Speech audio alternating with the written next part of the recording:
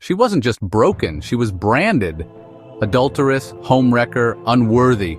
That's what they called her. Every man wanted her, no one respected her, and the religious, they spat her name like venom. Tamar didn't just sin, she drowned in it. Pleasure was her prison. Pain was her daily companion. Love, that was a myth, but one unexpected moment, one radical encounter, and everything changed. She went from scandal to salvation, from sleeping with men to leading thousands to Jesus. What could possibly flip a woman's life like that? Stick around. This is the redemption story religion tried to erase. But God used to shake the nations. Tamar grew up in a town that judged quickly and forgave slowly. Her mother died young. Her father was a silent man whose grief turned into violence.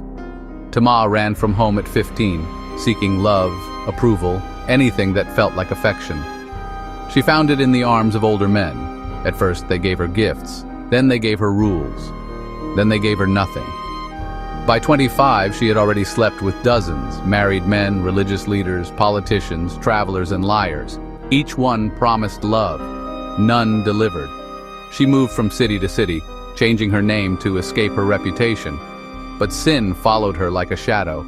Tamar became known in elite circles, not for her wisdom, not for her skills, but for her body. She smiled in public. She wept alone. Her soul felt empty, her heart polluted.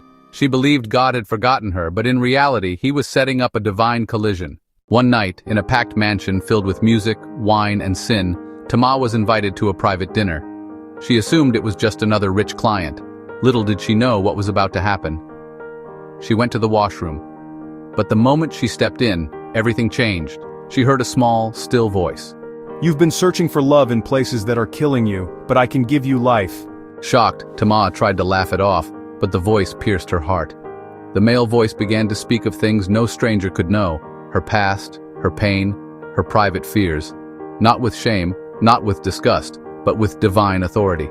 He said, I am not here to condemn you, I came to set you free. It was like time stopped.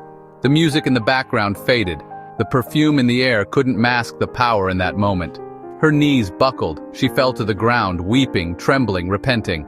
He knelt beside her, lifted her chin, and whispered, You are not too far gone. You are mine now. For sure, that man was Jesus. The next morning, Tamar left everything behind. Her lovers, her wealth, her reputation, and her shame.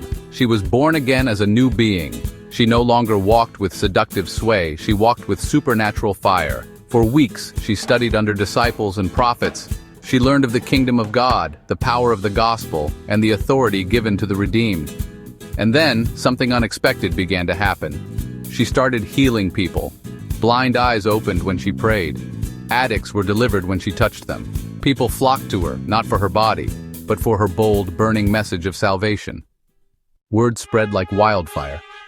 The woman who used to seduce men now preaches Jesus. The former adulteress now moves in miracles. Is this a prophet or a fraud? Tamar didn't care what they said. She wasn't preaching to be liked. She was preaching to save souls.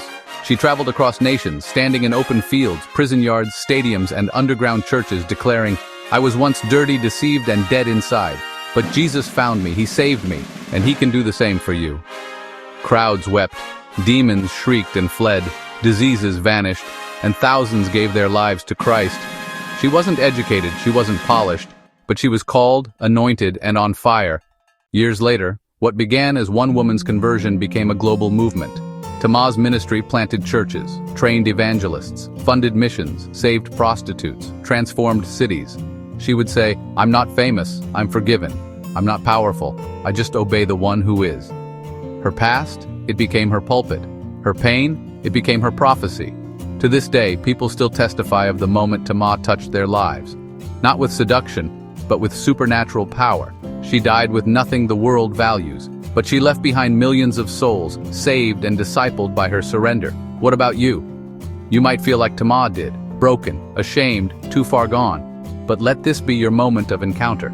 Jesus isn't waiting for you to clean yourself up. He's coming right into your darkness, offering you light. You were not born to be forgotten. You were not born for addiction, lust, or failure. You were born to know Jesus, be saved, and spread the gospel with fire in your bones. Comment, I receive below. Share this with someone who feels unworthy.